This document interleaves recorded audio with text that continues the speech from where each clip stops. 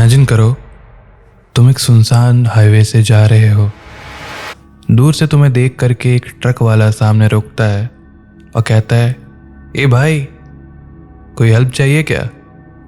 तुम उसकी तरफ देखते हो और ट्रक के अंदर बैठने के लिए जाते हो। और जो ड्राइवर था वो इसी फिराक में था, वो इसी का इंतज़ार कर रहा था।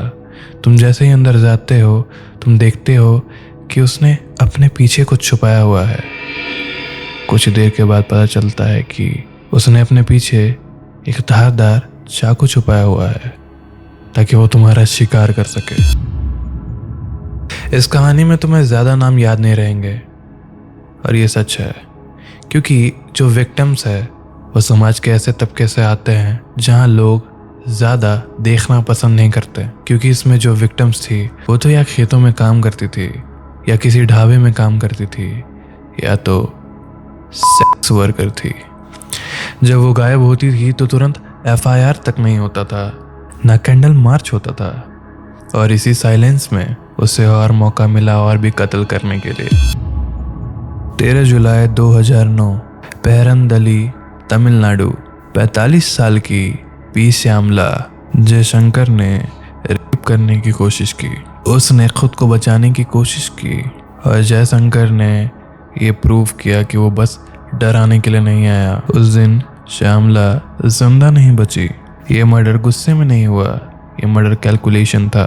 और इसी दिन जयशंकर को पता चल गया कि उसे कोई भी रोकने वाला नहीं है। सिर्फ अगस्त 2009 तक कम से कम 12 औरतों का रेप और मर्डर हुआ। 6 औरतों का रेप हुआ पर उसने उन्हें जिंदा छोड़ दिया। उसका तरीका हर एक बार सेम था। टारगेट वो ऐसी औरतों को करता था जो अकेली होती थी, हाईवे के पास, आइसोलेटेड एरियाज में। उसके पास हमेशा काला बैग होता था। उसके बैग के अंदर रस्सी, चाकू और एक कुल्हाड़ी होती थी। उसका प्रोसेस काफी अलग था। वो पहले किडनैप करता था, फिर उसे टॉर्चर करता था, फिर उसका मल्टीपल टाइम्स रेप करता था, और अगर विक्टिम भागने की कोशिश करे तो अपनी कुल्हाड़ी से उसे उसी वक्त मार देता था। फिर उससे लूटता था पैसे, ज्वेलरी, जो कुछ उसके पास मिल जाए वो सारा कुछ ले लेता था, और वो उसे अपने पास रखता था जैसे वो एक ट्रॉफी हो। कनियनपट्टी गांव, सेलम डिस्ट्रिक्ट, तमिलनाडु। जयशंकर का जन्म यहाँ हुआ था। उसके पिता का नाम था मारीमुत्तु और उसकी फैमिली काफ़ी ज़्यादा नॉर्मल फैमिली थी। वो फार्मर फैमिली से बिलोंग करता था। उसके घर में सभी लोग खेती करके ही अपना गुजर बसर करते थे। ये कहानी यहीं पे थोड़ी अनकंफर्टेबल हो जाती है क्योंकि उसका कोई भी ऐसा पास्ट नहीं रहा था जहाँ पे उसे अब्यूज़ किया गया हो। उसकी काफ़ी ज़्यादा नॉर्मल लाइफ थी, तो साइकोलॉजिकली उस पर ज़्यादा टॉर्चर नहीं किया गया था मेंटली कि वो ऐसा बना। उसके लाइफ में कोई ट्रॉमा नहीं था। वो 12वीं तक पढ़ा हुआ था। उसके बाद उसने अपने फैमिली के साथ ही एज अ फार्मर काम करना शुरू किया। फिर आगे जाकर उसकी नौकरी एज अ ट्रक ड्राइवर लग गई। उससे ये ड्राइवरिंग का काम करते हुए काफ़ी ज़्यादा दिन हो गए थे, तो उसने कुछ लैंग्वेजेस भी सीख ली थी, जैसे तमिल, कन्नड़ा और हिंदी। उसे टूटी फूटी हिंदी भी आती थी। ड्राइवर की नौकरी ने उसे काफ़ी कुछ दिया। अलग अलग राज्यों में बिना खौफ और बिना पहचाने जाने का एक खतरनाक परमिशन। उसकी शादी परमेश्वरी नाम की एक लड़की से हुई जब वो सिर्फ 15 साल की थी। उसकी 3 बेटियां हुई। जब तक वो बड़ी नहीं हो गई तब तक वो घर में रहा।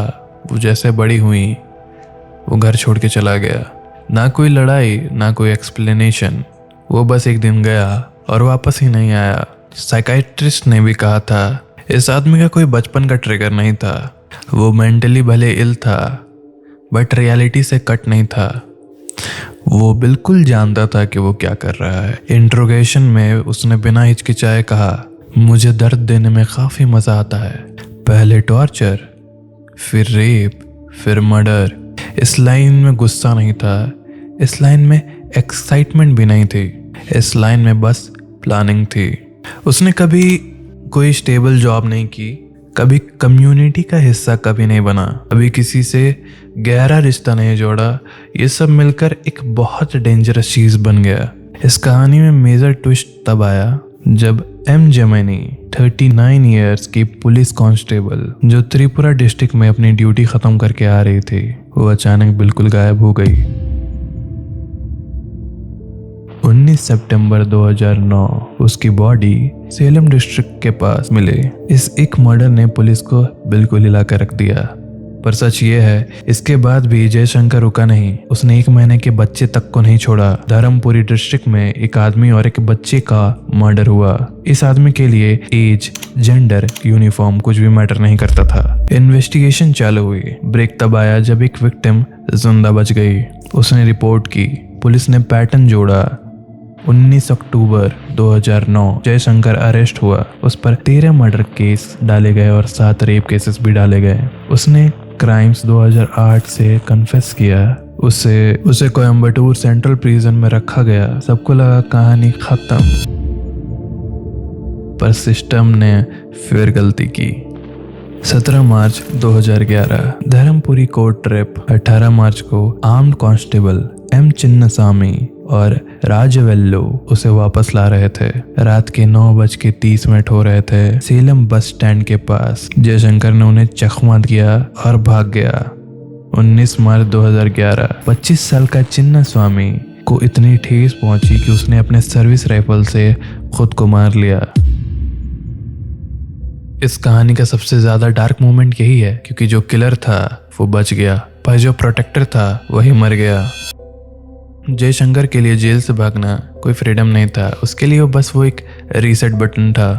18 मार्च 2011 सेलम बस स्टैंड। जब वो भागा, उसके दिमाग में पैनिक नहीं था। उसके दिमाग में सिर्फ एक चीज था कि मैं फिर से सब कुछ कैसे शुरू करूं। वो तमिलनाडु छोड़कर कर्नाटका घुस गया, बेल्लेर डिस्ट्रिक्ट में। यहाँ एक चीज इंपॉर्टेंट है जो अक्सर मिस हो जाती है। बेल्लेर माइनिंग बेल्ट है। रात को ट्रक, दिन में सुनसान रास्ते। पुलिस भी पेट्रोलिंग बहुत इलरेगुलर वे में करती है। औरतें काम के लिए निकलती हैं, पर कोई उनका इंतजार नहीं करता।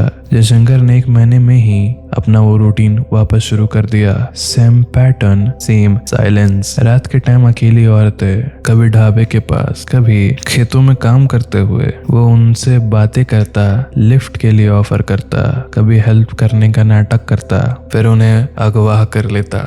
इस दौरान कम से कम 6 औरतें का शिकार हुई।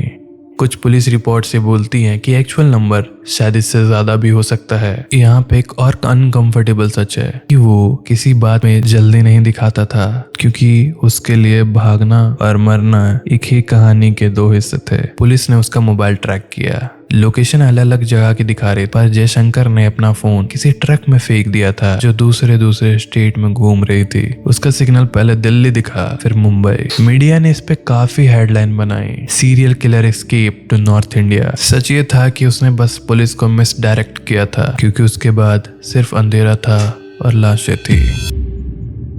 4 मई 2011 इल्लगी गांव, कर्नाटका। एक औरत जो खेतों में काम कर रही थी, अचानक जयशंकर उस पर हमला करता है, पर वो चीखने लगती है और उसकी चीख दूर में खड़ा उसका पति प्रकाश और उसका एक दोस्त वो सुन लेता है, और गांव वाले भी वहां इकट्ठे हो जाते हैं। इस बार पुलिस ने नहीं, लेकिन गांव वालों ने उसे पकड़कर पुलिस की हिरासत में दे देते हैं। ये जयशंकर की सेकंड अरेस्ट थी। कोर्ट ने उसे 27 साल की सजा सुनाई। उसे परप्पा अरगरा सेंट्रल जेल बेंगलोर भेजा गया। यहाँ सिस्टम ने सोचा अब ये कभी भाग नहीं सकता, पर सिस्टम ने एक चीज समझी नहीं थी।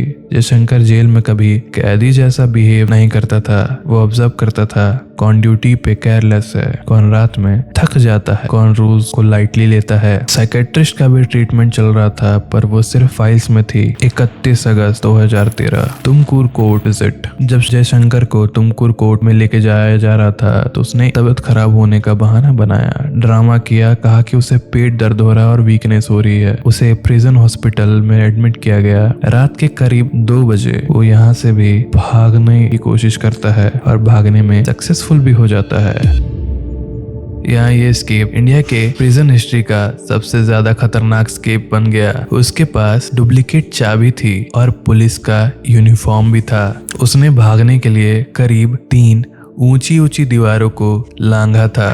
पहली दीवार जो 20 फुट की थी, दूसरी दीवार जो 15 फुट की थी और तीसरी और आखिरी दीवार जो कंपाउंड वॉल थी जिसमें इलेक्ट्रिक फेंसेस लगे हुए थे और साथ में उसमें कांच के टुकड़े भी थे। बात रही इलेक्ट्रिक फेंसेस होने के बाद वो कैसे भाग गया, पर पता है उसमें बिजली ही नहीं थी। वो बांस की बनी हुई सीढ़ियां यूज कर रहा था। कांच से बचने के लिए उसने बेडशीट रखा था, पर भागते हुए उसका पैर फ्रैक्चर हो गया। भागते हुए उसके पैरों में काफी चोट आई थी, उसका खून निकल रहा था और उसके फुटप्रिंट्स वहीं रह गए थे, पर वो फिर भी भाग जाता है। इस एक स्केप के बाद 11 जेल स्टाफ सस्पेंड होते हैं, 5 लाख का इनाम रखा जाता है उस पे और 75,000 पोस्टर चिपकाए जाते हैं उसके लिए 5 लैंग्वेजेस में अलग अलग अलर्ट जारी किए जाते हैं। इस बार पुलिस ने तेजी दिखाई और सिर्फ एक आदमी नहीं, उसका दिमाग ट्रैक करना शुरू किया। और यहाँ एक शॉकिंग बात है, इस बार भागने के बाद जयशंकर ने कोई मर्डर नहीं किया, क्योंकि अब उसका फोकस एक चीज पे था, जिंदा रहना।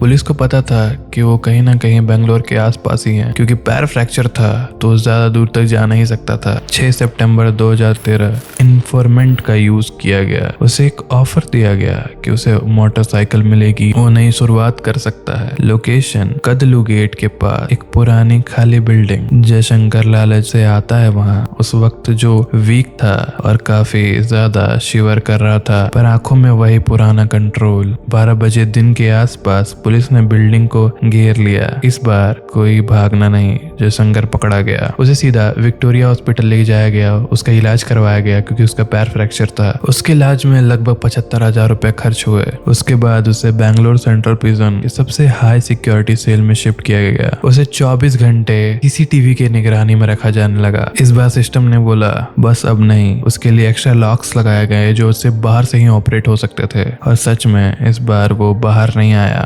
25 फरवरी 2018 उसने भागने की फिर कोशिश की, पर उसे पकड़ लिया गया। उसे सॉलिटरी कन्फाइनमेंट में डाला गया। 27 फरवरी 2018 उसने जेल के एक नाई से एक ब्लेड चुराई और उसे तोड़ करके अपने शर्ट में पॉकेट पे छुपा लिया। रात के 2:15 से 2:30 के बीच उसने अपना गला काट लिया उसी ब्लेड से। सुबह 5:10 में उसे मृत घोषित कर दिया गया। उसकी वाइफ ने कहा कि कभी वो खुद से अपनी जान नहीं ले सकता। जयशंकर मर गया, पर क्वेश्चन जिंदा है। 2 बार एस्केप कैसे हुआ? इलेक्ट्रिक फेंस क्यों काम नहीं कर रहे थे? साइकियाट्रिस्ट केयर सिर्फ नाम का ही क्यों था? कहानी को बस हम एक क्राइम स्टोरी जैसे नहीं देख सकते, इस कहानी को हम एज अ वार्निंग ले सकते हैं। हाईवे पर अकेली औरतों की सेफ्टी और prison reform, mental health monitoring, क्योंकि ऐसे किलर अंधेरे से नहीं आते, वो हमारी खामोशी में ही बड़े होते हैं। इस वीडियो को लाइक करिए और कमेंट करिए कि आप क्या सोचते हैं इस वीडियो के बारे में। ये दुनिया काफी ज्यादा अनसेफ है, पर शायद नेक्स्ट वीडियो आपकी जान बचा ले, क्योंकि हम ऐसे टॉपिक कवर करते रहते हैं जो आपको अवेयर करती है। तो अभी सब्सक्राइब करें ताकि आप नया वीडियो जल्द से जल्द देख पाए, उसे मिस ना करें।